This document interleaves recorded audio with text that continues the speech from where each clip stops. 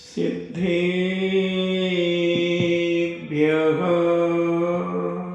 ॐ नमः सिद्धेभ्यः ॐ नमः सिद्धेभ्यः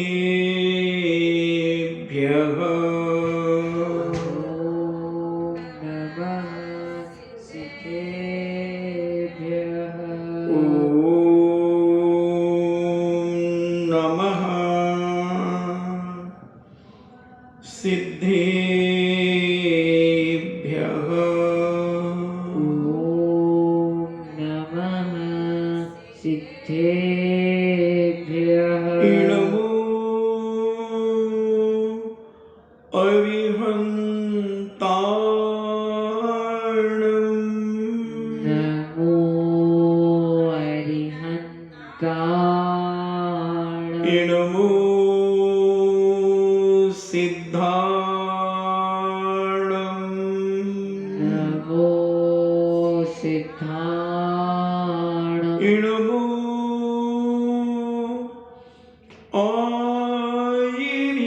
आयिर्याणम् नमो आयर्याणम् इणमो नमो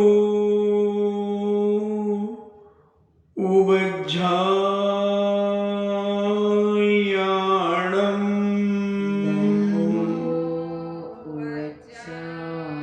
वत्सायाणम् इणमो लोये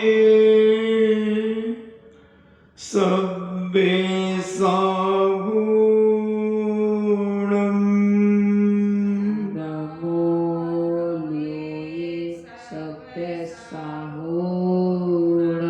पंच परमेष्टि भगवान की जय अहिंसामयी वीतराग विश्व धर्म की जय देवादिदेव 1008 आदि ब्रह्मा आदिश्वर श्री आदिनाथ भगवान की जय देवादिदेव 1008 चिंतामणि घोर उपसर्ग विजेता श्री पार्श्वनाथ भगवान की जय देवादिदेव 1008 शासन नायक बाल ब्रह्मचारी भगवान महावीर स्वामी की जय परम पूजनीय आचार्य श्रोमणि गुरुवर श्री कुंद कुंद महामुनिराज की जय परम पूजनीय आचार्य श्रोमणि गुरुवर श्री विद्यासागर जी महामुनिराज की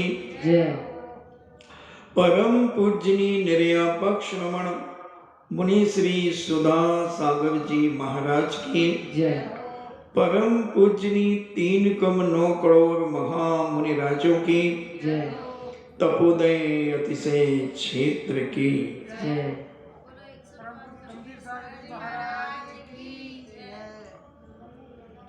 विगत दिनों से चर्चा चल रही है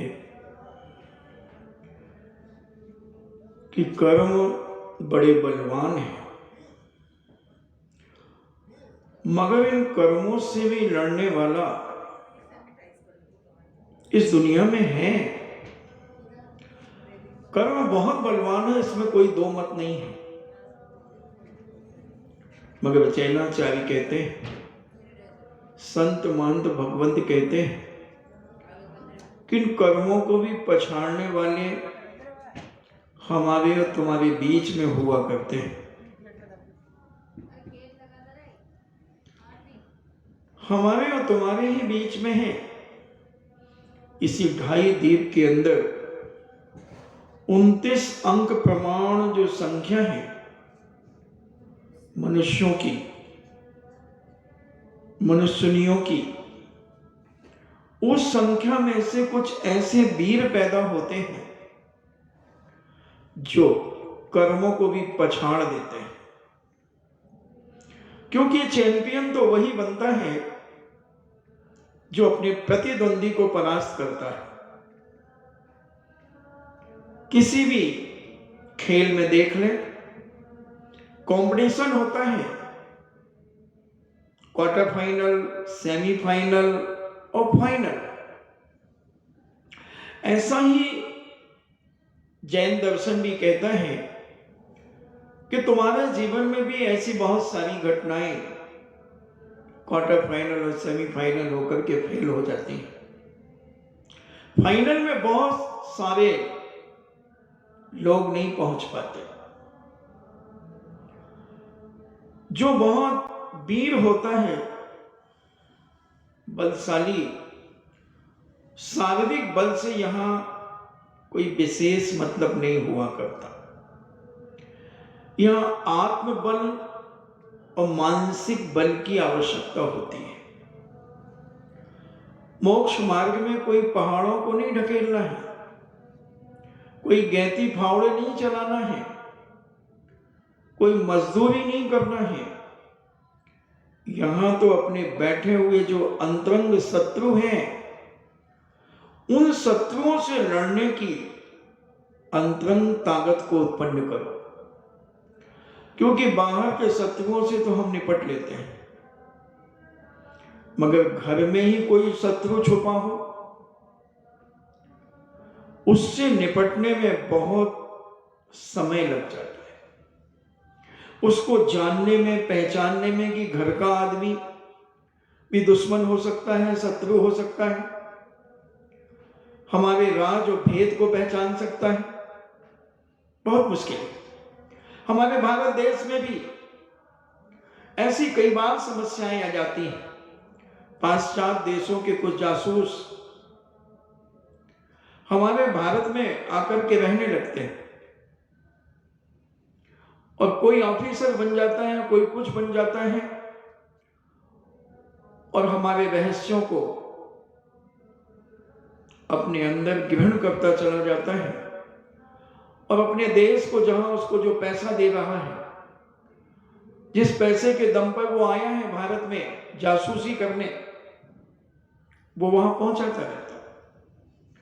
बहुत वर्ष लग जाते हैं कई बार ऐसे जासूसों को पकड़ने में, और कई बार तो हम बहुत जल्दी पकड़ लेते हैं। हमारा खुफिया विभाग भी कोई कमजोर नहीं है,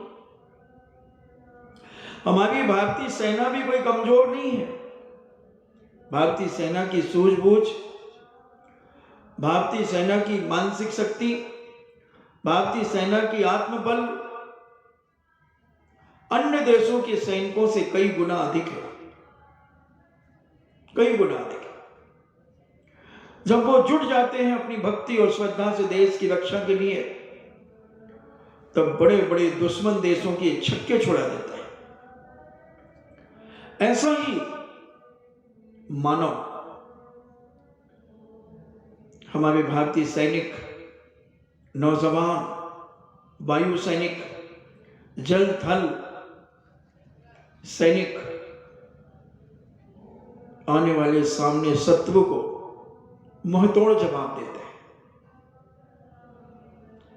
और उस मुंहतोड़ जवाब से उन्हें जो करारी चोट पहुंचती है,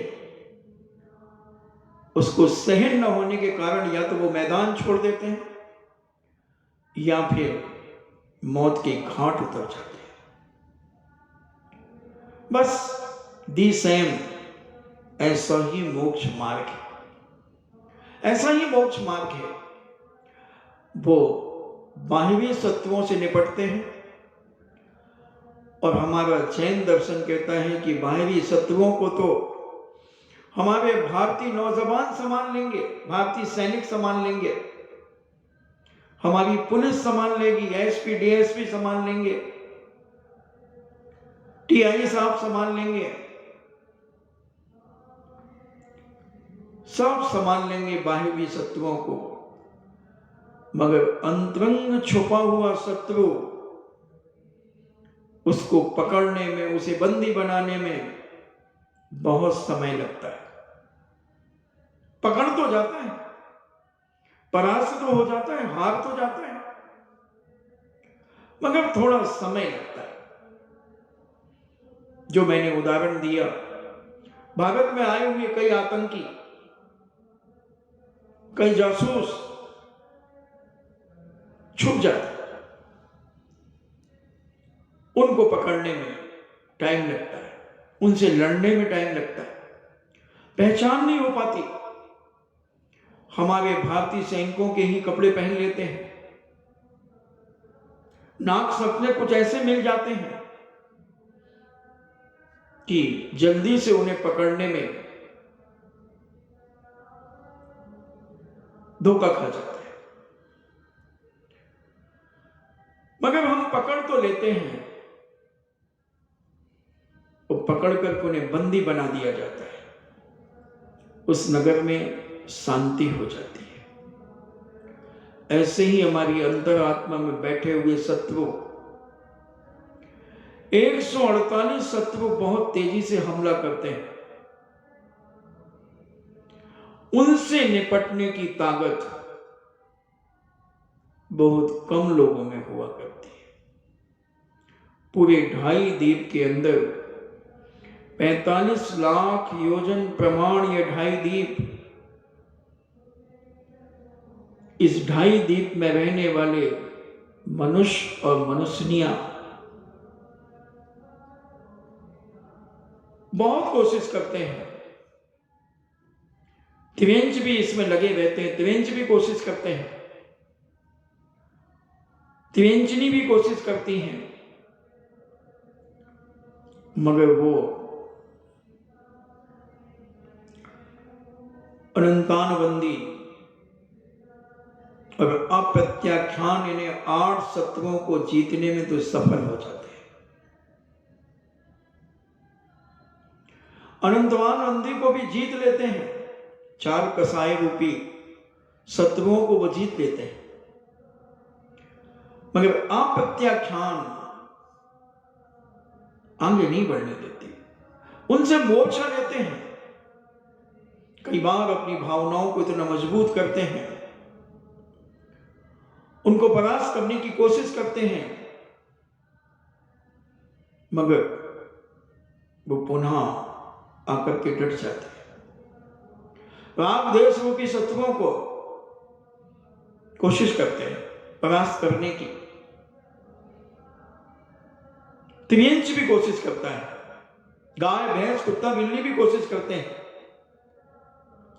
जितने संगी पंचेंद्रिय जीव हैं, मछली है, छिपकली है, सांप है, नोयला है, हिरण है, खरगोश है, सेब है, चीता है, लोमड़ी है, रीछ है, ये सारे जो भी संगी पंचेंद्रिय जीव हैं, अगर इन्हें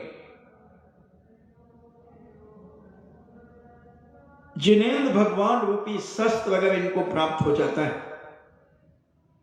दिगंबर मुनिराज रूपी शस्त्र अगर इन्हें प्राप्त हो जाता है, तो उस शस्त्र के माध्यम से उनके बताए हुए निमित्त, उनके बताए हुए संकेतों को निमित्त बनाकर अपने अंतरंग शत्रुओं का निशाना बनाकर के उन्हें समाप्त करने का प्रयास करते हैं। त्रियंच भी, हाथी भी, शेर, चीता, मगरमच्छ, बड़े से बड़े संगी पंचेंद्रिय जीव को जब जिनेंद्र भगवान जिनबिंब दर्शन कभी उन्हें हो जाता है, क्योंकि जिनबिंब के द्वारा उन्हें सम्यक दर्शन की प्राप्ति हो जाती है। त्रिवेंचों को ऐसी भाव भासना उनके अंदर जागृत होती है कि आह, यही स्वरूप है, यही मेरी आत्मा का साक्षात स्वरूप, यही जो मैं देख रहा हूं। बस उनके परिणामों में निर्मलता आ जाती है, गुरुओं के उपदेश सुनकर के व्रती बन जाते हैं, त्रियंच व्रती बन जाते हैं और इतने निर्मल हो जाते हैं, मन वचन काया उनका इतना निर्मल और पवित्र हो जाता है कि फिर उन्हें अपने किए हुए पापों का बड़ा पश्चाताप होता है, उसकी निंदा करते हैं, आलोचनाएं करते हैं और कई बार उपवास कर लेते हैं, नीरस भोजन करने लगते हैं, सूखे पत्ते खाकर के जो छोटे छोटे जीवों का, हिरण, खरगोश, लोमड़ी आदि का शिकार करके जो सिंहराज अपना पेट भरता था, वो सिंह जब धर्म के स्वरूप को उसके अंतर आत्मा समझ लेती है तो अपनी जिह्वा रसना इंद्रिय को पछाड़ने का प्रयास करता है, उससे युद्ध करता है और रसना इंद्रिय को शांत कर देता है। और सूखे पत्ते, छोइले के पत्ते, सागौन के पत्ते, पीपल के पत्ते, बरगद के पत्ते, जंगली घास, इनको खाकर के वह अपना पेट भरता है, पेट भरता है। और जहां पानी ऊपर से चट्टानों से टकरा रहा है, जिस जगह पर, उस जगह का पानी पीता है, क्योंकि वो छान के तो जानता नहीं पानी प्राशुक करके तो वो जानता नहीं है वो, मगर उसे इतना एक आभास हो जाता है, एक उसके अंदर एक जागृति आती है कि नहीं, इस पानी में जीव है, मुझे प्राशुक पानी पीना चाहिए। तो जो चट्टानों से टकराता टकराता हुआ पानी जाता है, वो प्राशुक हो जाता है। हमारे पूज्य मुनिराज आदियों के लिए भी कहा कि अगर जंगल में तुम्हारे पास कमंडल में पानी खत्म हो जाए तो किसी झरने का पानी शुद्धि के लिए तुम ले सकते हो। अगर सोच आदि के लिए बाधा है, श्रावक ने पानी दिया था मगर वो पानी 2-4 घंटे में खत्म हो गया, कोई कारणवशात गिर गया और जंगल जाने की इच्छा हो गई, तो क्या करें? तो देखेंगे झरना कहां पर है। जंगलों में बहुत झरने होते हैं, बहुत पानी कल कल कल कल कल करता हुआ बहता बहता, उस जगह से वो अपने कमंडल में पानी ले लेंगे, शुद्धि कर लेंगे और शुद्धि करके उस कमंडल को पुनः खाली कर देंगे, क्योंकि उसकी मर्यादा ज्यादा देर नहीं रहती, तात्कालिक उपयोग करने के लिए रहती है। ऐसे वह त्रियंच उन पानी को पीते हैं। उनके संगी साथी, उनके मित्र त्रियंचों के, जब उन्हें पता चलता है कि हमारा संगी, हमारा साथी, हमारा शेर, हमारी लोमड़ी, हमारा हाथी, हमारे खरगोश, हमारे हिरण, हमारा चीता, जो भी है, वो भोजन नहीं कर रहे। जैसे आप लोगों को एक दूसरे का पता चल जाता ना कि भाई आज भोजन नहीं, मारो आज उपास है, मैं उपास कर। अच्छा, उपास कर लियो? हाँ भाई 14 से तो मैं कर लियो उपास। अच्छा, तो काल मारा पाड़ना कर लियो ना, मैं खुद ही चौका लगाऊ, मैं कटे खाऊ ना करूं, मैं तो अपना चौका में जाऊं। तो ऐसी बातें आप लोगों में होती हैं। और कभी कोई मिल जाए, खाना खा लिया क्या तुमने? खा लेंगे। अजय तो खाए नहीं, चलो चलो चलो हमारे यहाँ चलो। अरे खा लेंगे ना, अभी तो कहाँ खाओगी, चलो हमारे यहाँ। तो तुम बड़े प्रेम से ले जाते हो। ऐसे ही जब उन जंगली जानवरों को, त्रियंचों को, त्रियंचनियों को जब पता चलता है कि हमारे संगी साथी, हमारे समाज के लोग, शेर की भी समाज है तो बब्बर शेर की भी समाज है, टाइगर की भी समाज है तो चीते की भी समाज है, हिरण की भी समाज है, खरगोश की भी समाज है, लोमड़ी की भी समाज है, सबकी समाज है। जैसे जैन समाज है तो वैष्णव समाज भी है, मुस्लिम समाज भी है, ईसाई समाज भी है। ऐसे उन जानवरों की भी एक समाज है। तो उन्हें अपने अपने व्यक्ति का, हर व्यक्ति को चिंता होती है। तो उन्हें चिंता होती, वो कहते भोजन नहीं किया, फिर वो उनकी भी भाषा होती है। वो बात अलग है कि अनक्षरी भाषा उनकी होती है, मगर खग जाने खग की भाषा, पक्षी पक्षी की भाषा जानता है, शेर शेर की भाषा जानता है। हर जानवर अपनी अपनी जाति के पक्षियों की, अपने अपने जातियों के जानवरों की भाषा जानते हैं। आप भी अपनी अपनी भाषा जानते हैं। तो वो समझ जाते हैं, वो कह देते हैं कि मैंने एक अंतरात्मा से मेरे मन में एक भाव जागा है कि यही मेरी आत्मा का स्वरूप है जो मैंने जिन बिंब के दर्शन किए थे। मुक्तागिरी के अंदर पूज्य शांति सागर जी महाराज वो मुक्तांगिर जो बघेलवाल समाज के सेठ ने खरीद लिया था। मैंने बहुत पहले उसकी एक घटना सुनाई थी। आज दोपहर को चर्चा चल गई क्लास के इरियापद भक्ति के समय, तो मैंने महाराज को बताया कि महाराज जी 2 घटनाएं बघेलवाल समाज की मैं आपको सुनाता हूं। मैंने सुनाई क्योंकि मैंने बघेलवाल समाज का इतिहास मुझे भवनलाल पटवारी ने दिया था 2002 में। तब मैंने उसे पढ़ा था उस समय 2002 में, आज 18 साल पहले लगभग। तो कोई प्रसंग चल रहा था, मुझे स्मरण में आ गई कि एक धर्म के प्रति कितना लगाव और कितना अपनत्व होता है व्यक्ति के अंदर। एक बहुमान होता है धर्म के प्रति। तो बैतूल जिले के अंतर्गत मैंने मध्य प्रदेश और महाराष्ट्र की बॉर्डर के बीच में वह मुक्तागिर क्षेत्र पड़ता है, जैसे मैंडगिरी भी कहते हैं। छिंदवाड़ा से शायद 80-90 किलोमीटर पड़ता है और उधर बैतूल से 10-15 किलोमीटर जो भी, और एक गांव और पड़ता है उससे 10-12 किलोमीटर पड़ता है। अमरावती से भी ज्यादा दूर नहीं है। तो जमींदार जूते पहन करके उस क्षेत्र के ऊपर जा रहा था। तो अभी उनकी पीढ़ी, हमने जब 1990 और 91 में चातुर्मास 2 किए थे पूज्य आचार्य श्री के साथ, तब उनके परिवार के व्यक्ति विजय कमलाकर अमरावती रहा करते थे। उनके पिताजी के पिताजियों के समय की घटना है। तो वो वहां थे जब वो जमींदार जूते पहन करके जाने लगा, तो उन्होंने बड़े विनय भाव से कहा कि भैया ये सिद्ध क्षेत्र है और यहां से हमारे 5 लाख मुनिराज यहां से मोक्ष गए हैं, केवल ज्ञान प्राप्त करके यहां से मोक्ष गए। ये हमारा बहुत पवित्र क्षेत्र है, पवित्र भूमि है, कण कण यहां का पवित्र है।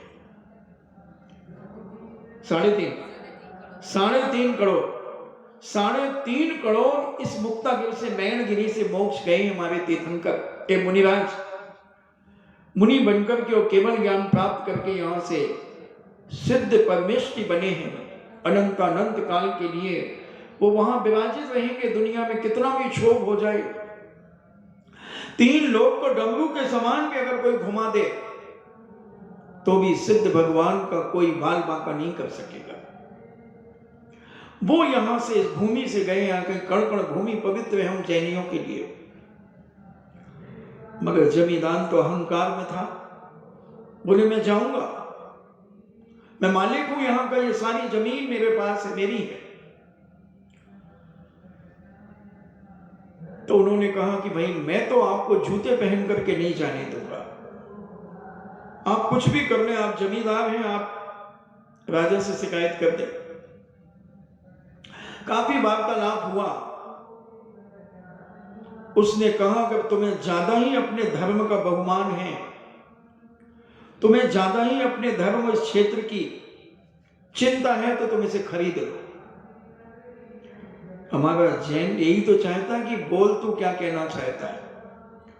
और उसने जो मनमानी कीमत मांगी, जो मनमानी मांगी, वो हमारे सेठ ने दी।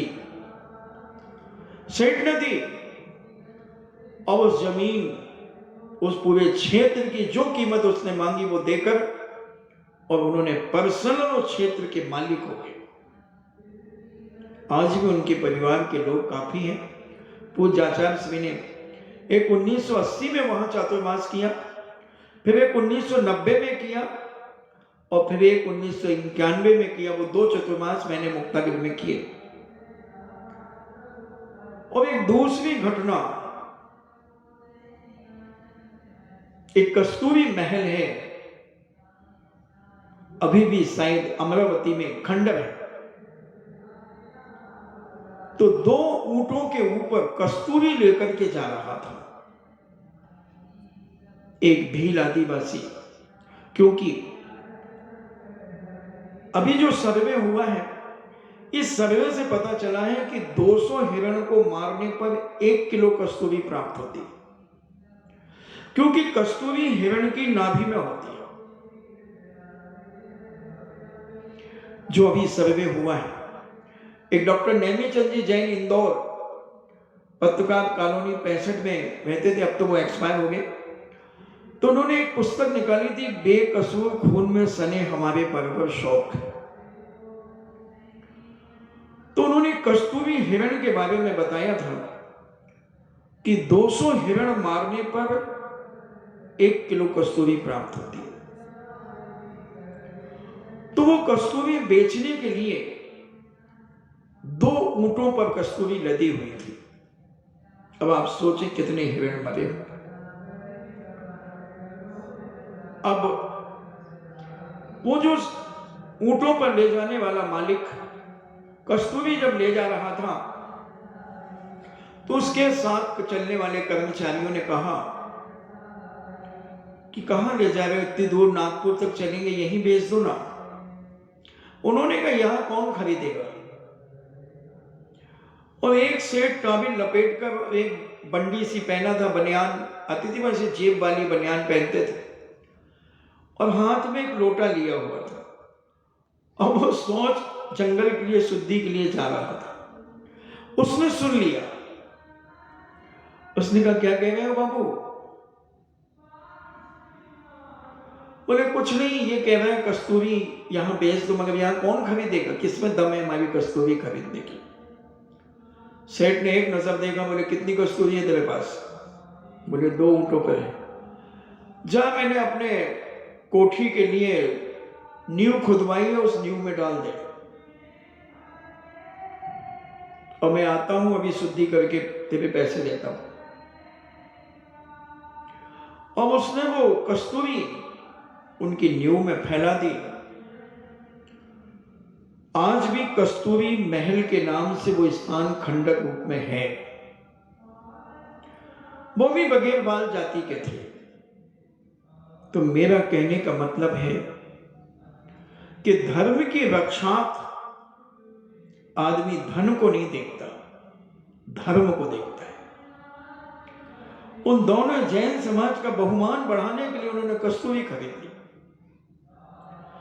कि कम से कम वो जाकर ये तो ना कहें कि अमरावती में सब फक्कड़ लोग रहते हैं। हमारे जैनियों का बड़ा स्वाभिमान था। अजमेर के भागचंद सोनी की एक घटना स्मरण में आ गई।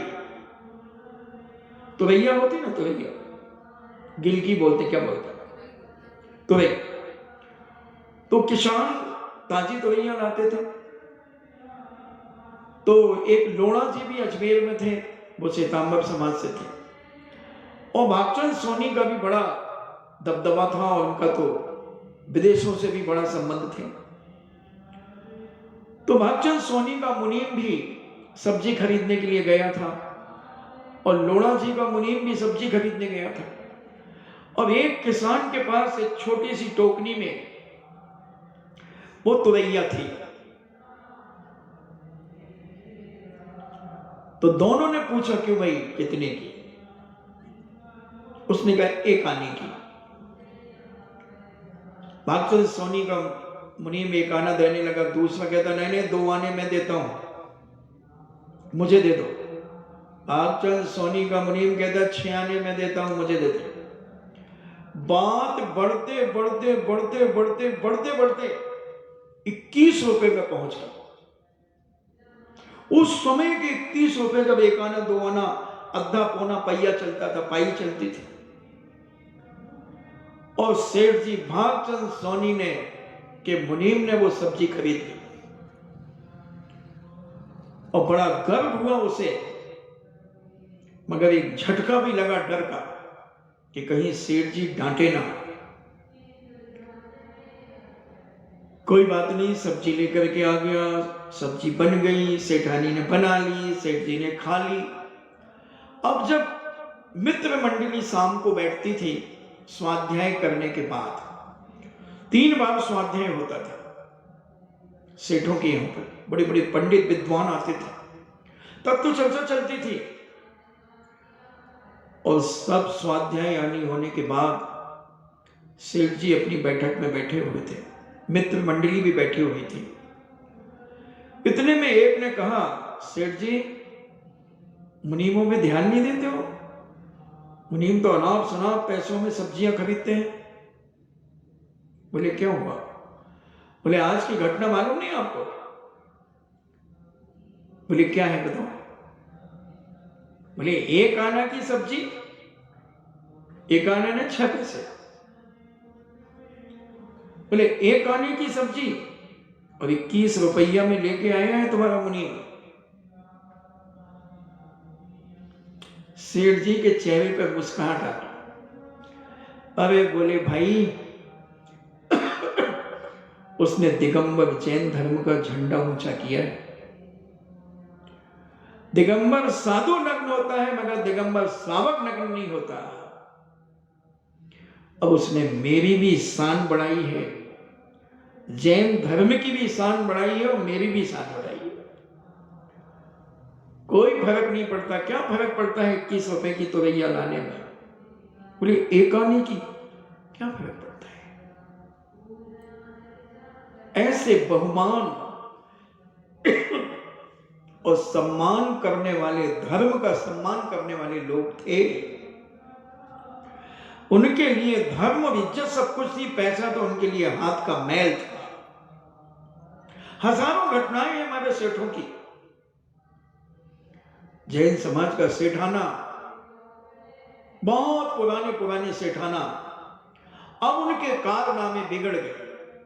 उनकी आने वाली पीढ़ी धर्म से वंचित हो गई, रहित हो गई, तो ये संस्कार खत्म हो गए, तो उनकी इज्जत भी खत्म हो गई, खत्म हो गई। तो ऐसे लोग थे जो कर्म धर्म को समझते थे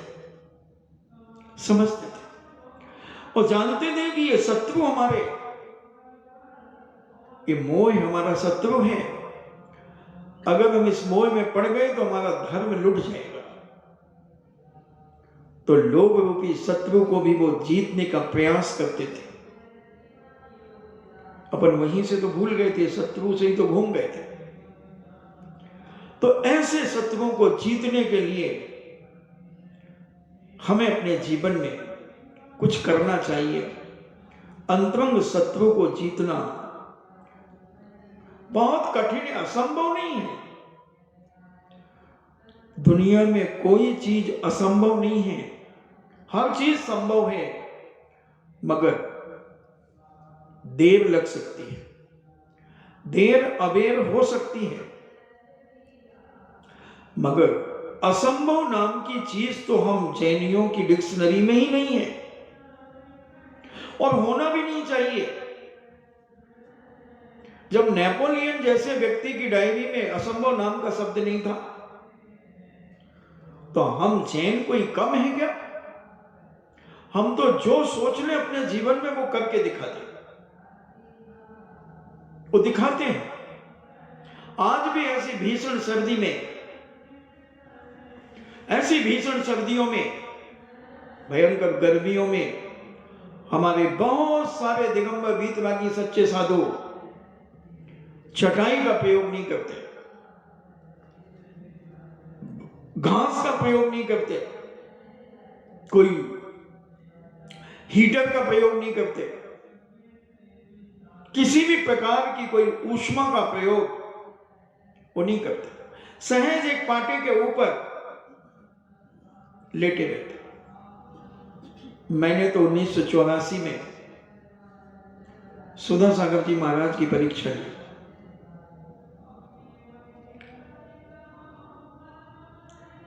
इंदिरा गांधी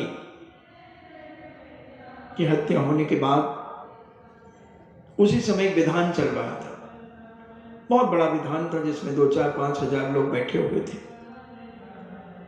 फिर उसके बाद ठंड का समय आया और महाराज जी एक हाल में सोया करते थे कोने में। तो मैंने देखा कि ये यहीं दिन भर सुबह से बैठते हैं। मैया बत्ती करके जब हम लौट रहे थे तो मैंने कहा देखूं एक बार कहां। तो देखा उसी जगह ऐसे सुकुड़ करके, जैसे मां के गर्भ में बच्चा नहीं रहता है, ऐसे सुकुड़ करके उस पाटे पे पड़े थे। मैंने कहा अभी तो 9:30 पौने 10 बजे, हो सकता है 11-12 बजे कहीं चटाई टाई छुपा के रखी होगी तो उठा के ओढ़ लेंगे, 4-5 बजे हटा देंगे। मैंने उस हाल को पूरा देखा, क्योंकि परिचित तो था ही, रोज सुबह भी जाते थे तो हाल तो पूरा जाना माना था। कम से कम ये इतना ऊपर का जो मंच है अपना, उधर से इधर तक इतना लंबा होगा गुरुकुल का हाल। अब मैंने देखा तो उसमें कुछ नहीं था उस हॉल के अंदर। वो महाराज जी सो रहे और ठंड अच्छी कड़ाके की है। पिसनहारी की मड़िया में गर्मी भी अच्छी पड़ती है तो ठंड भी अच्छी पड़ती है। अब तो काफी मकान बन गए आसपास, पहले तो और जंगल था। 34 साल पुरानी बात बता रहा हूं, 34 का 36 साल। मैंने कहा कि महाराज कैसे रहते होंगे रात को। मैं तो कपड़े पहना हूं, स्वेटर पहना हूं, कोट पहना हूं और शॉल भी लिया हूं, क्या करना चाहिए। सब चले गए, मैं अकेला था। मेरी तो अंतरात्मा की रूह कांप गई।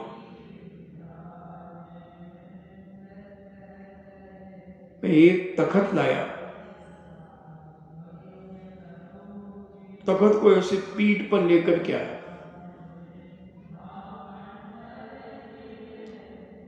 और मैंने उसे ऐसे सामने से खड़ा कर दिया। महाराज की नींद खुल गई।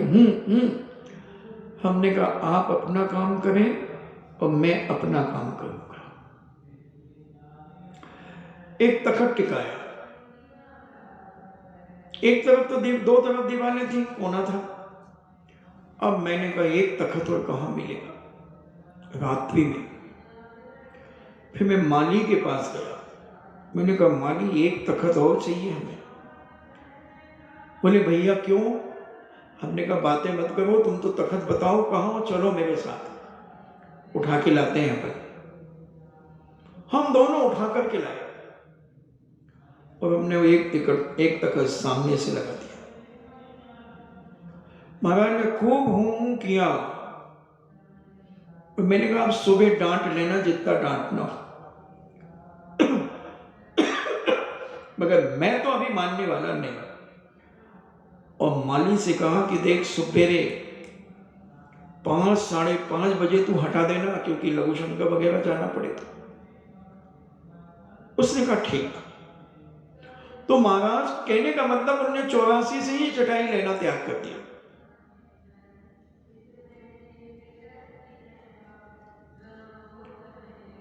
तो आज भी पंचम काल के अंदर दिगंबर जैन धर्म एक अलौकिक चोटी की साधना करते हैं सच्चे साधु। कई साधु, बहुत सारे लोग जंगल में भी रहते हैं, मगर वो अपने शरीर में भभूत लगा लेते हैं, बानी लगा लेते हैं। उस बानी को लगाने से क्या होता है कि अंतरंग में कोई हवा नहीं जाती, जो रोम छिद्र है वो पूरे भर जाते हैं।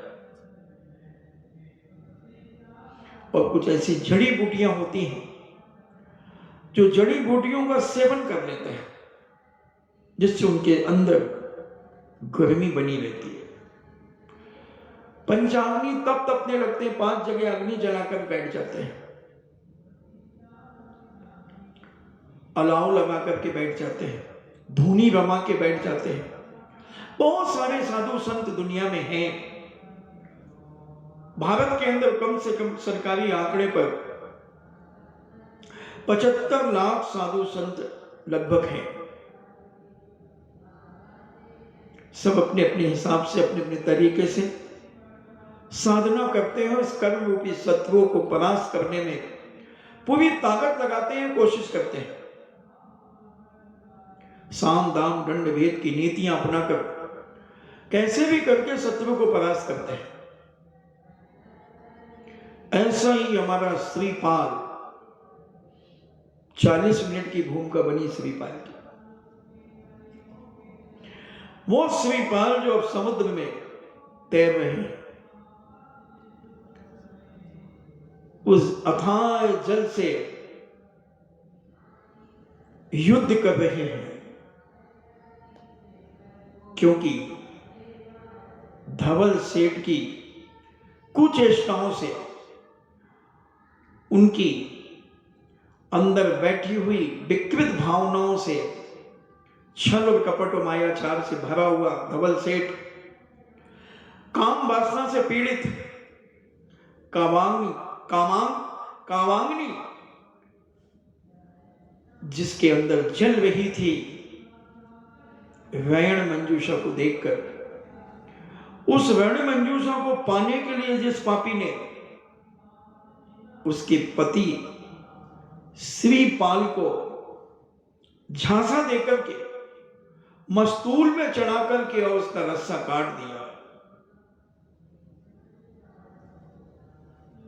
वेण मंजूषा का बिलाप कल अपन ने समझने का प्रयास किया था। अब उसने अंत में यही निर्णय लिया कि पंच परमेष्ठी की आराधना, सिद्ध चक्र मंडल की आराधना, यही शरण है, क्योंकि इस समय मेरे असाता वेदिनी का कर्म तीव्र उदय आया है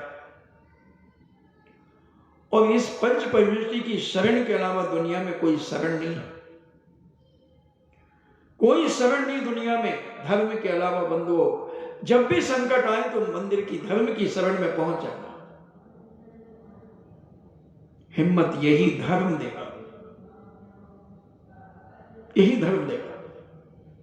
और उन्होंने अपना समय पंच परमेष्ठी की आराधना से कई दिनों तक उन्होंने भोजन आदि नहीं किया। शरीर सूख करके कांटा हो गया और आराधना में तल्लीन दिन रात, और अपना समय पति के विभिन्नी वैण मंजूषा इसी प्रकार अपनी आराधना करती हुई समय बिताने लगे। कामाग्नि से दग्ध धवल सेठ को समय बिताना कठिन हो रहा था। उसके दिन रात इसी विचार में डूबा था कि किस प्रकार से वेण मंजूषा को मैं पा पाऊंगा। मैंने उसके बीच का कांटा तो हटा दिया, बलशाली व्यक्ति को तो मैंने सामने से निकाल दिया और समुद्र में फेंक दिया, मर गया होगा, मगरमच्छ खा गए होंगे, मगरमच्छ खा गए होंगे, जीवन खत्म हो गया होगा। धवल सेठ अनेक प्रकार से विचार करता है, वेण मंजूषा को अपने अनुकूल बनाने के लिए प्रयास करता है। धवल सेठ को एक चाल सूझी उसके दिमाग में कि इसको कैसे अनुकूल बनाया जाए। उसने एक दूती, चतुर दूती को वेण मंजूषा के पास भेजने का निश्चय किया। पापी सेठ को कुछ लज्जा नहीं आई। देखो कितने निर्लज्ज होते हैं कामी आदमी। एक तो उसके पति को समुद्र में गिरवा दिया और अब अपनी वासना की पूर्ति के लिए दूती को भेज रहा है। ऐसी दीनहीन दुखी नारी जो कई दिनों से, जिसने भोजन का एक गिलास भी और पानी की एक बूंद भी ग्रहण नहीं की, धर्ममय होकर के उसके जीवन को, उसके सील को भंग करने का प्रयास। कैसे भी पापी दुनिया में लोग हैं बंधु, जो कर्म से नहीं डरते। कहते ना, बातों के भूत लातों से मानते हैं। यानी बातों के भूत बातों से नहीं मानते, वो लातों से मानते हैं। और वह पापी हर संभव प्रयास करने लगा दूती को। उसने वेण मंजूषा के पास भेजा। वेण मंजूषा को बहकाने के लिए सेठ ने उससे चतुर दूती को उस सती के पास ऐसा भर करके भेजा। भला कामातुर को लज्जा कहां होती है? जो काम वासना में आतुर होते हैं उन्हें कोई लज्जा नहीं होती, न इज्जत की होती है, न धर्म की परवाह होती है, न किसी प्रकार की दुर्गति की होती है कि मेरी दुर्गति क्या होगी। इस प्रकार की क्रियाएं करता हुआ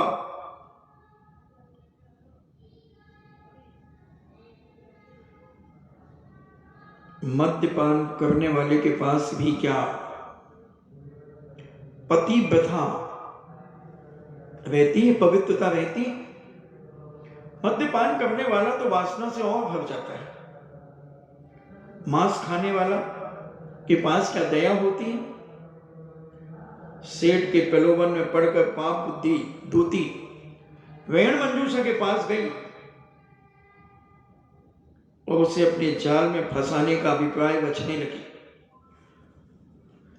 मीठे मीठे स्वर, मीठी मीठी बाणी में कहने लगी,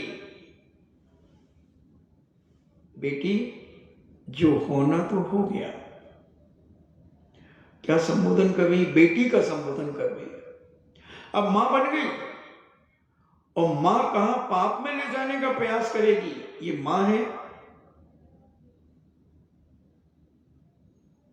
देखना बंधु, कैसी तृष्णा, कैसा लालच। बेटी जो हो गया सो हो गया। अब व्यर्थ शोक करने से कोई मतलब नहीं है। धीरज रखो, बीती बातों को सोचना बंद करो। पुरानी बातें सोचकर क्या करोगी बेटी? अब श्रीपाल तो ऐसे अथाह समुद्र में किसी मगरमच्छ के भोजन बन गए होंगे, किसी मछली के भोजन बन गए होंगे। चिंता न करो, हम तुम्हारे साथ हैं। तुम्हारा, हाँ ये जरूर है कि तुम्हारा पति अल्प अवस्था में मरण को प्राप्त किया। ये तो दुख है। युवा अवस्था में ही कामदेव का तीव्र प्रकोप होता है। कामदेव को जीतकर अपने बस में लेना कठिन ही होता है। भला ऐसा कौन है जो जिसे कामदेव के सामने झुकना नहीं पड़ा? इसी कामदेव के वशभूत होकर साधु एवं साध्वी ने नारद एवं रुद्र को उत्पन्न किया। कामातुर होकर ही रावण ने सीता का हरण किया। दूसरों को क्या कहा जाए, स्वयं देववृंद भी काम को वशभूत हैं। कामदेव को जीत लेना सरल नहीं है। हमें तो तुम्हारी ही चिंता है बेटा। भला तुम किस प्रकार कामदेव के तीक्ष्ण बाणों का आघात तुम सहन कर सकोगी?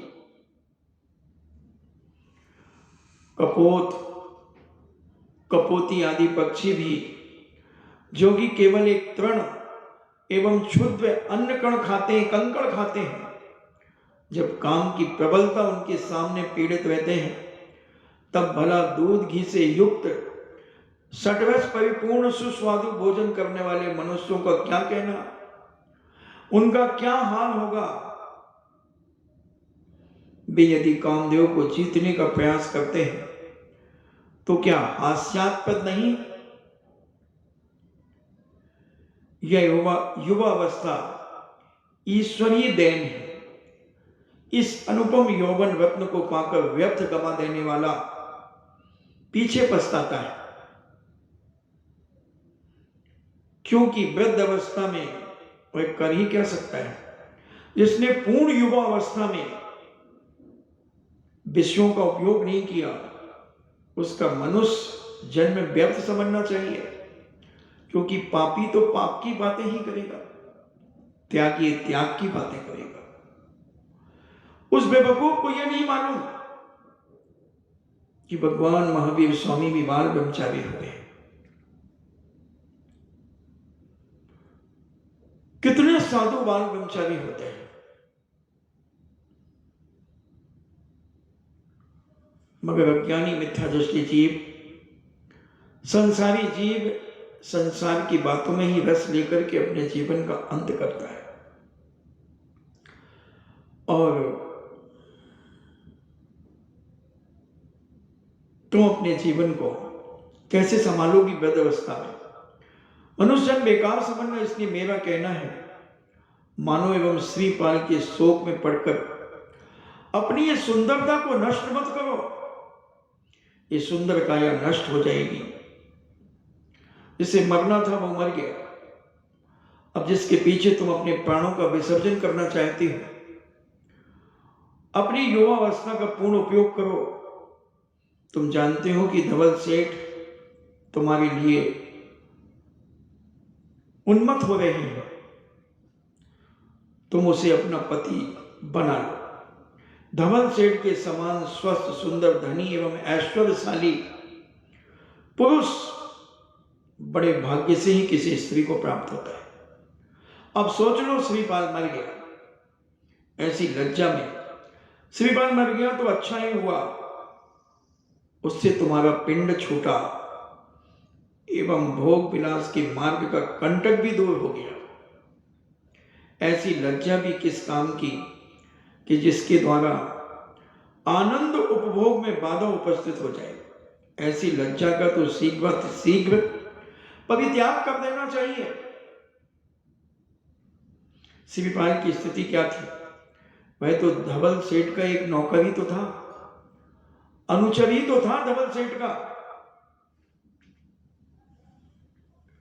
जब स्वयं स्वामी प्राप्त हो सकता है, तब उस नौकर को कौन पूछे? अब तुम्हें श्रीपाल की आशा छोड़ देनी चाहिए। तुम्हारी इस दयनीय दशा को देखकर हमें बहुत दुख हो रहा है। बहुत दुख हो रहा है कि तुम एक सर्वांग सुंदर नारी रत्न को, प्राप्त होने वाली नारी आज इतनी लाचार, इतनी असहाय और इतनी दुखी मुझसे देखा नहीं जा रहा है। देखा नहीं जा रहा है। तू प्रसन्नता पूर्वक यदि सेठ को स्वीकार करती है तो हम तुम्हारे साथ हैं। हम तुम्हें वचन देते हैं, तुम्हें जाकर धवल सेठ को इसके लिए राजी कर लूं। मैंने संसार का दीर्घ अनुभव प्राप्त किया है, इसी में मेरे केस श्वेत हुए हैं। देखो इस दुष्टन को, इसी में मेरे केस श्वेत हुए हैं। मैंने बाल मैंने धूप में नहीं पकाए। मैंने ये सब पाप करते करवाते न जाने किन किन लोगों के चरित्र को भ्रष्ट कराया है। उसका कहने का उद्देश्य समझो, उसकी भावनाओं को समझो।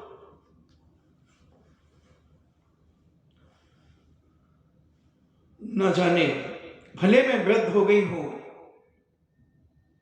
तू अभी निरी भोली एवं ना समझ बालिका। यदि तू मेरे वचनों को मान ले तो मैं तदनुकूल चलूंगी और तेरा जीवन सुखमय हो जाएगा। जहां तक बन पड़ा, उस वृद्धा दूती ने रैण मंजूषा को अपने मनोभावों के द्वारा धवल सेठ की भावनाओं को मिलाकर उसके कानों में सुनाने का प्रयास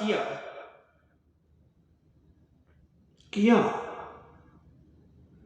बड़ा जोर शोर से, बड़े मधुर वचनों के द्वारा उसने रैण मंजूषा को प्रभावित करने का षड्यंत्र रूपी जाल फैला दिया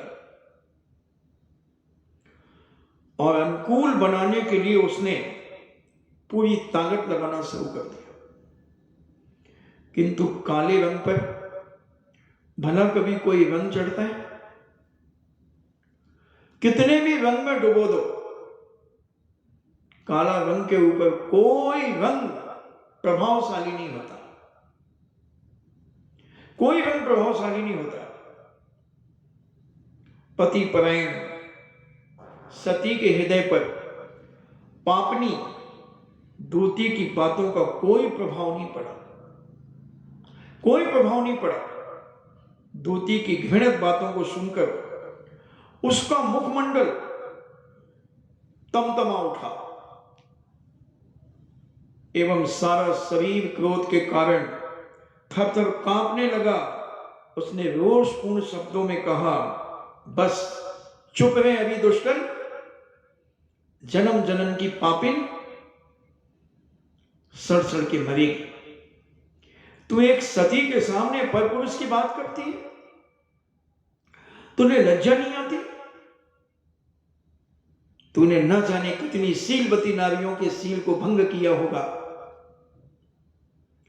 और तूने इसी पाप करते करते अपने बालों को सफेद किया है। हट जा मेरी नजर के सामने से। शीलवती नारी का तेज बड़ा अलौकिक होता है। जिसने मन में भी कभी पाप का भाव नहीं लाया, जिसने मन में भी कभी परपुरुष की याद नहीं की, स्वप्न में भी कभी न मन से, न वचन से, न काय से, न कृत, न कारित, न अनुमोदना, न समारंभ, न समारंभ, न आरंभ, न क्रोध, न क्रोधमान माया लोक के वशभूत भी कभी जिसके मन में कुशील करने का परिणाम नहीं आया, दूसरे पुरुषों को देखकर जिसके मन में कभी रागात में भाव नहीं आया, ऐसी सती को फुसलाने के लिए तू 2 पैसे की 2 टके की नौकरानी तू मेरे सील को खरीदने आई है? धिक्कार है तुझे, हट जाए यहां से। दूती कहती है, बेटा भावुक मत हो, अभी तुम हो कितनी सी एक बालिका ही तो हो, अभी जिंदगी बहुत है, जिंदगी बहुत है, कैसे निकालोगी ये जिंदगी को,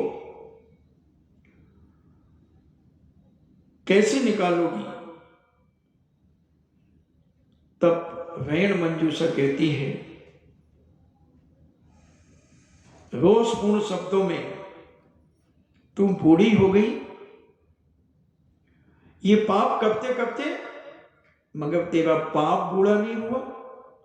तू शरीर से बूढ़ी हो गई मगर मन से बूढ़ी नहीं हुई दुराचारणी। ऐसी बातें कहते तेरी जीभ के 100 टुकड़े क्यों नहीं हो जाते? तेरी जिह्वा में पैरालिसिस क्यों नहीं हो जाता? एक शीलवती नारी को भ्रष्ट करने की कोशिश 4 पैसों के टुकड़ों पर। थोड़ा होश में अपने आप को संभालने का प्रयास कर। ऐसा कहीं देखा या सुना है तूने पूर्व जन्म में न जाने कैसे पाप किए होंगे जिसके कारण तू ऐसी निकृष्ट हरकतें करने में, दूती बनकर के दूसरों के परिवारों को उजाड़ने में अपनी बुद्धि का प्रयोग करती। शीलवती नारियों को डिगाने में तू अपने बुद्धि का प्रयोग करती। मैं तो ये मानती हूं कि मैंने पूर्व जन्म में किसी के पति को मारा होगा, समुद्र में पटका होगा, क्योंकि हमारा जैन दर्शन कहता है जैसी करनी वैसी भरनी। तूने पूर्व जन्म में मैंने ऐसा किया होगा, उसका पाप मैं भोग रही हूं और तू और जले में आकर के नमक छिड़क रही है, नमक मिर्ची का कार्य तू कर रही है। जन्म जन्म की कूटनी,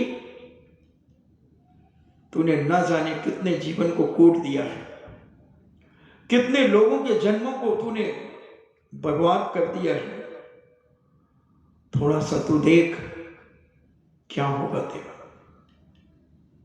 क्या होगा। समझ। वेण मंजूषा उस दूती को समझाने का प्रयास कर रही है कि तूने अपनी जिंदगी में भीषण पापों को कमाया है। तूने जितने अत्याचार और अनीति और कुशीलों का सेवन करा है और करवाया है, उसका पाप का घड़ा भर चुका है। सोने के घड़े में अगर शराब भर दी जाए तो वो घड़ा किसका कहलाता है?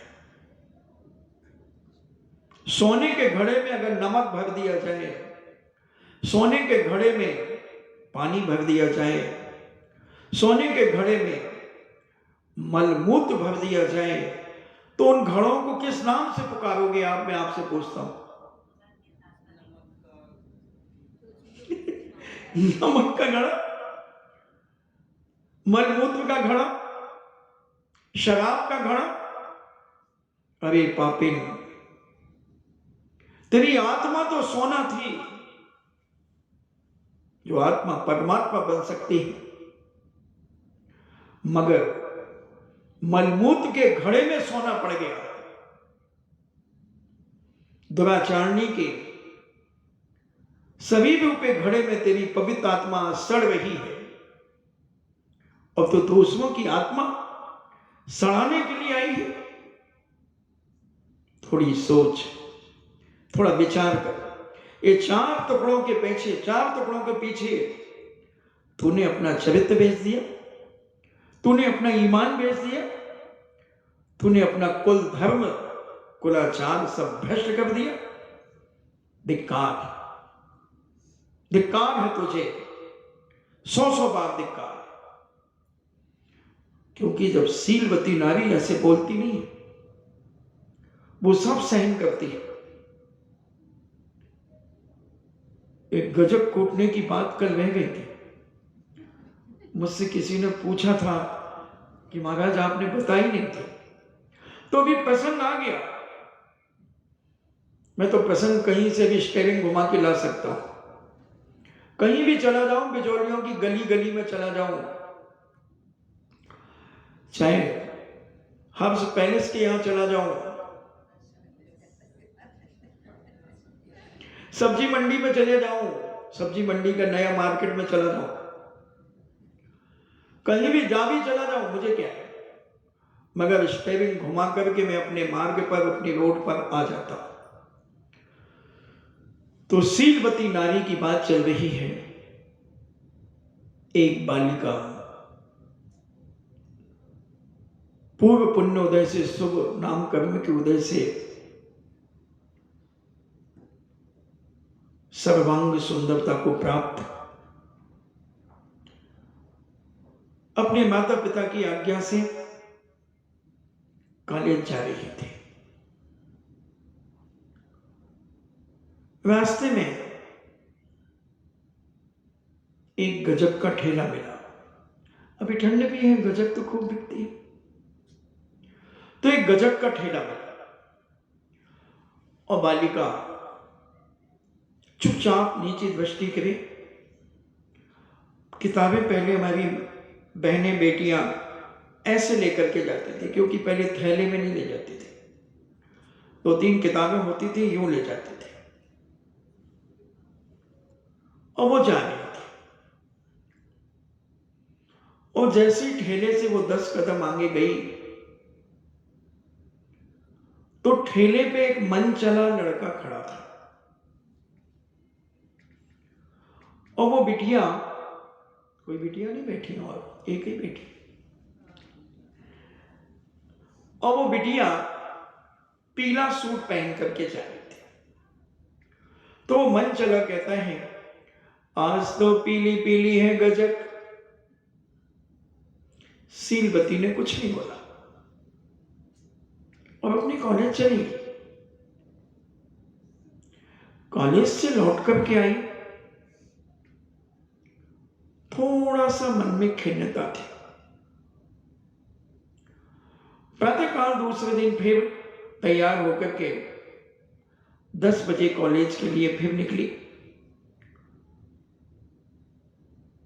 तो नीला सूट पहनी थी और अपनी नीची दृष्टि किताब फाइल लेकर के नीचा दृष्टि करके जा रही थी।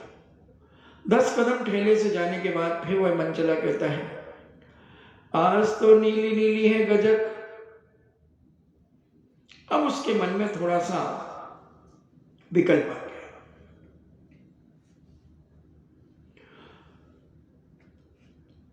क्योंकि क्वार्टर फाइनल भी हो गया, सेमीफाइनल भी हो गया। कोई बात नहीं, मन खिन्न तो हो गया।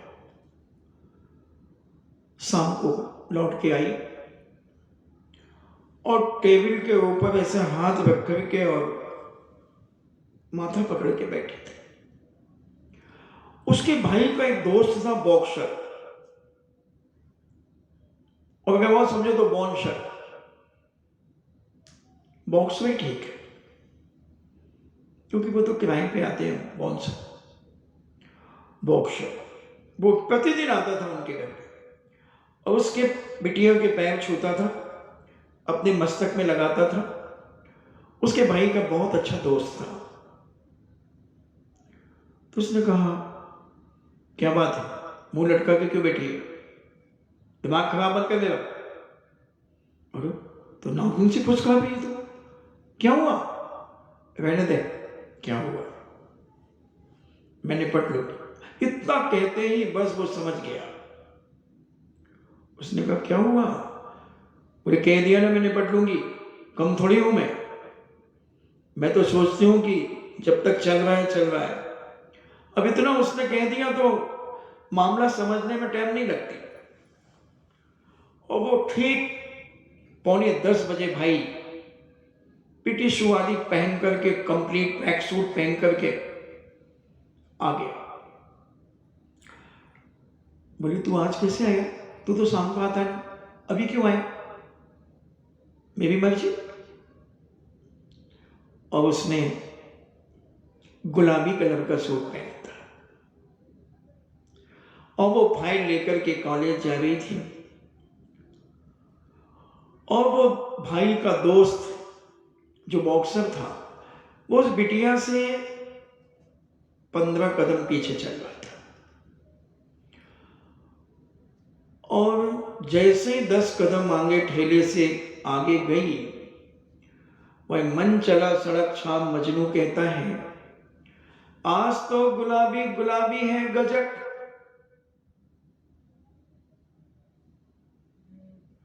और ये 15 कदम पीछे था। जितनी देर उसे कहने में लगी तो 5 फुट तो वो कवर हो ही गया। और उसने पकड़ करके देश और बहन ने पलट करके देखा तो बहन कहती, आज तो खूब कुट रही है गजक।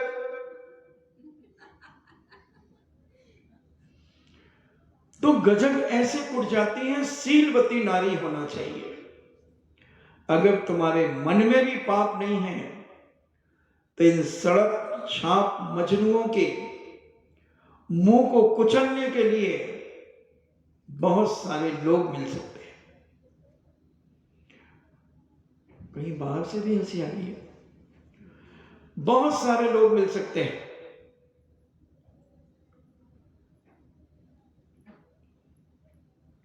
क्योंकि उन्हीं व्यक्ति का साथ देता है व्यक्ति जो सीलवान होता है, पवित्र होता है, चरित्रवान होता है। लाख दुश्मन भी उनको घेर ले तो उनको बचाने के लिए 2 लाख इकट्ठे हो जाएंगे। अपने जीवन को इतना पवित्र महान बना करके रखो।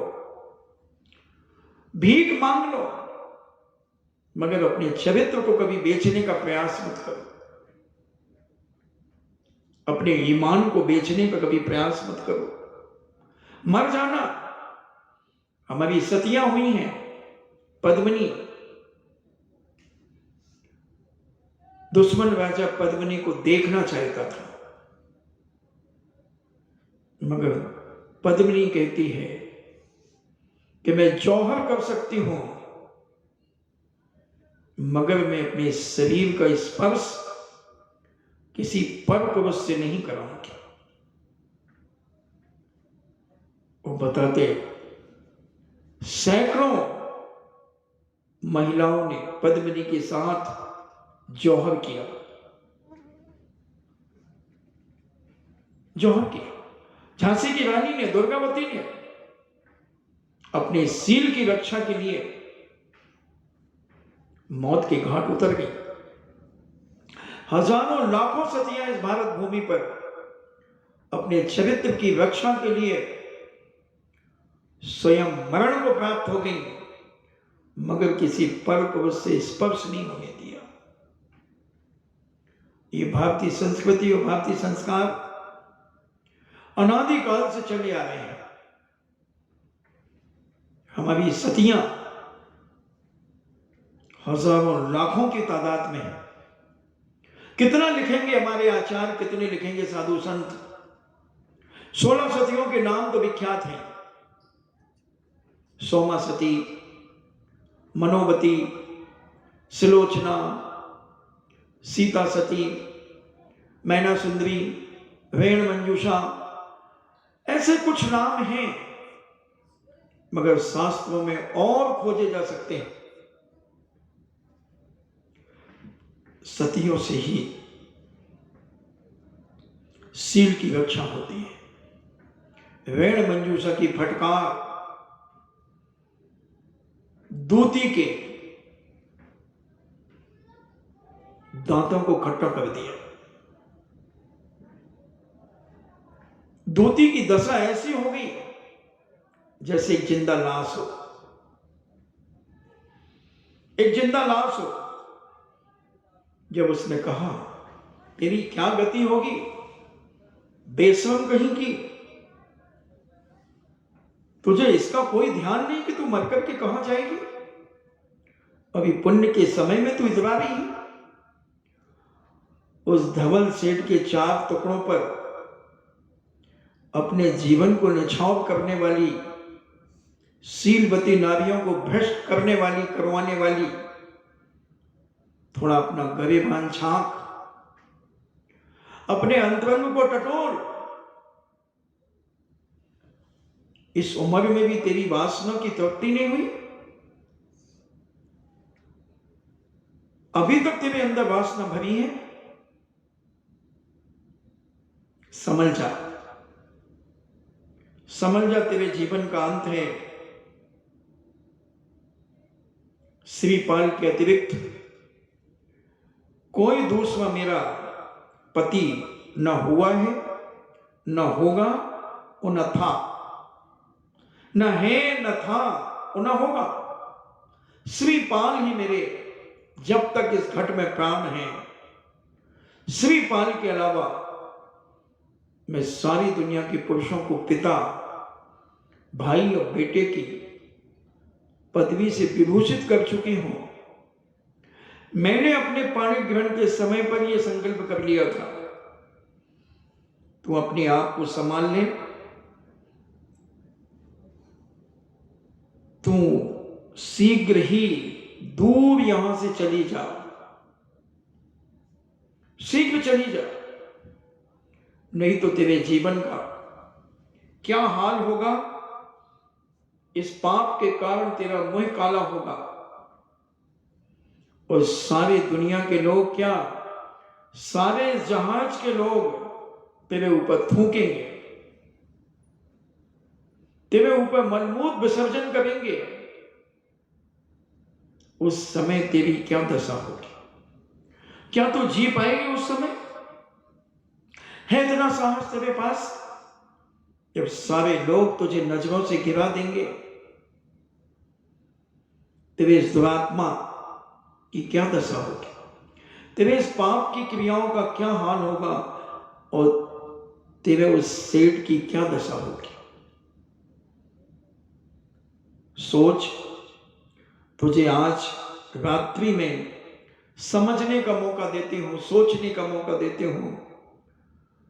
ये 4 टुकड़े पर तूने अपना ईमान बेच दिया।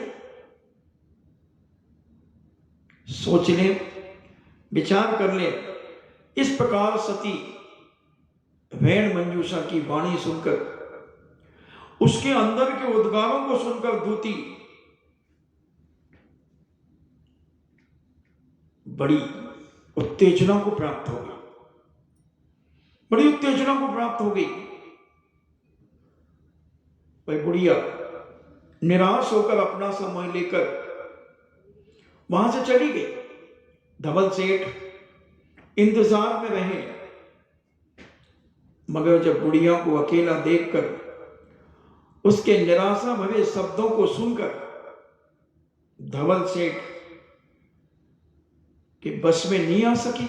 वैण मंजूषा, दूती तू तो इतनी चतुर है, तू कितनी सुंदरियों को मेरे पास लाई है, और इस अकेली सुंदरी को तू लाने में असमर्थ है। और सेठ ने उसे 4 स्वर्ण मुद्राएं देकर कहा कि जा, कैसे भी कर, फिर देख मेरे हाथ का पंजा, इसमें जितनी मुद्राएं आएंगी वो सब तेरी होंगी। बस वैण मंजूषा को एक बार मेरे पास लाकर के तू खड़ी कर दे।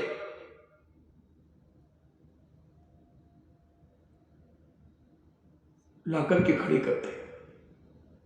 दूती की तरफ लालच का समुद्र है एक तरफ, और एक तरफ सीलवती नारी।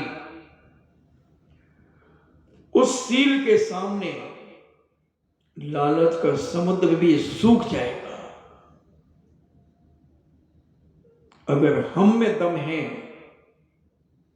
तो किसी की हिम्मत नहीं है कि जो हमारे चरित्र को अपवित्र कर दे, अपवित्र कर दे। इस प्रकार की भावना जब वैण मंजूषा ने अपनी व्यक्तिकरण किया, दूती तिलमिला गई, छटपटा गई, और रात्रि में अपने शयन कक्ष में चली गई, जो जहाज के अंदर शयन कक्ष था। और वैण मंजूषा के अंदर एक भय उत्पन्न हो गया कि धवल सेठ के अंदर पाप उत्पन्न हो गया है, वह पाप से भर गया है, हो सकता है अपना शक्ति का प्रदर्शन भी कर सकता है, शक्ति का प्रदर्शन कर सकता है पापी आदमी।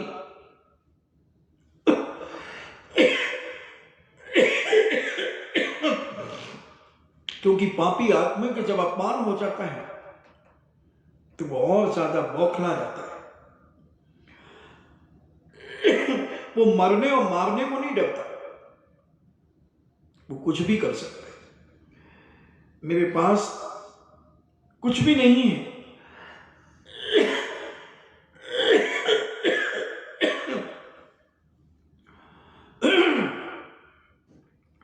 और अपमान हो गया है, यदि मैं कुछ देर यहां ठहर जाती हूं तो मेरी कैसी दुर्दशा कर डाली जाएगी। उसके भावों से स्पष्ट जान पड़ता है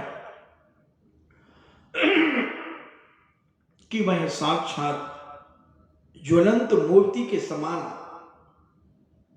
उबल रहा है, जल रहा है। इसलिए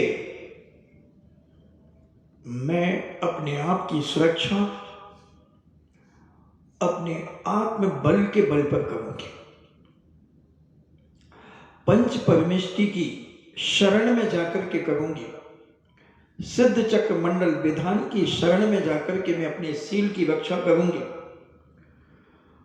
इस प्रकार से अब मुझे किसी भी प्रकार की आशा किसी से नहीं रखना चाहिए, केवल अरहंत शरणम पवज्जामि, सिद्ध शरणम पवज्जा साहु शरणम पवज्जामि केवली प्रणतो धम्मो शरणम पवज्जामि। यही शरण है, बाकी सब आशरण है। ऐसा विचार करके उसने अपने आप को संभाला और धवल सेठ काम के वशीभूत होकर के निराशा से पूर्ण दुखी हो गया और धवल सेठ ने समझ लिया कि अब रात्रि में तो विश्राम करना ही ठीक है, मगर वह पापड़ जैसे सेंक रहा है। मखमल के गद्दे के ऊपर भी धवल सेठ बिन पानी की मछली के समान तड़प रहा है, क्योंकि काम विकार ऐसा ही होता है जिसके अंदर संयम का अभाव होता है। वह काम से पीड़ित होकर अपने शरीर को जर्जर करता चला जाता है। कई बार तो मानसिक विक्षिप्तता आ जाती है, पागल हो जाता है, मुख से झाग निकलने लगता है, यदवा तदवा बकने लगता है, पागलों जैसे हरकतें करने लगता है। बहुत सारी विपरीतताएं उसके जीवन में प्रकट हो जाती हैं।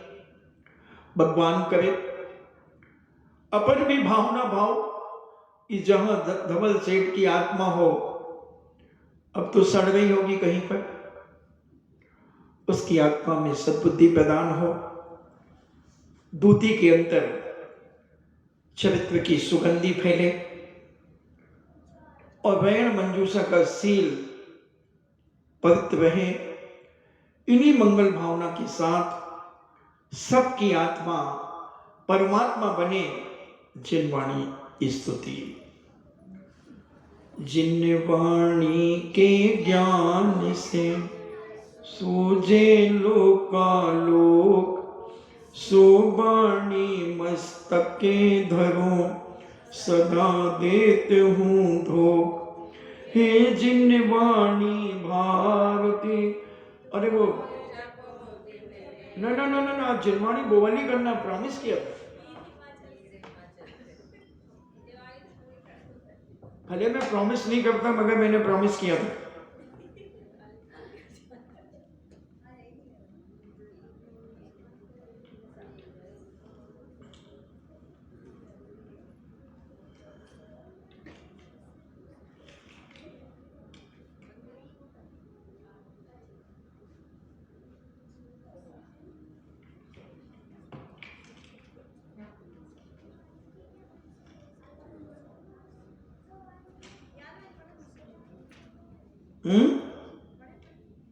याद है क्या तुम लोग को?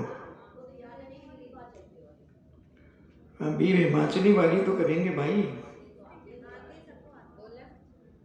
हाँ बोलो बोलो।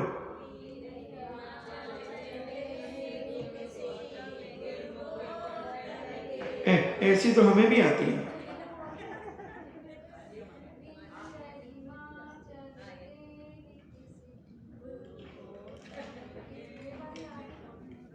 ऐसी तो मुझे भी आती है। बीरे हिमाचल तैने किसी गुरु गौतम के मुख्य कुंड ढरी है।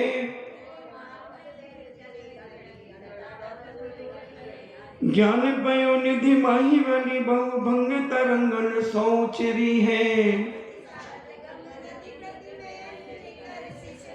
या जग मंदिर में अनिवार्य अज्ञान अंधेरे छयो अति भारी। तो किस भांति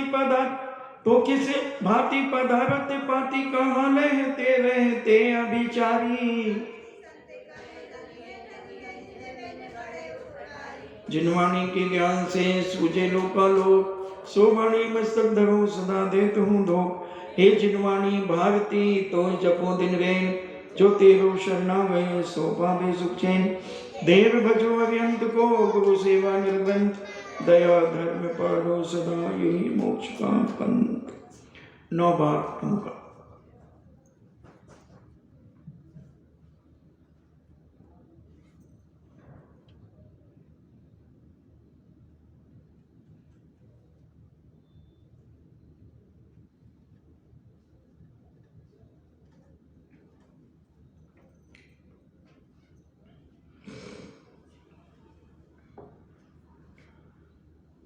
परम पूजनी द्वादशांग जिनवाणी माता की सुत देवता शुत देवता शुत देवता जैनम जेतु शासनम जैनम जेतु शासनम जैनम जेतु शासनम।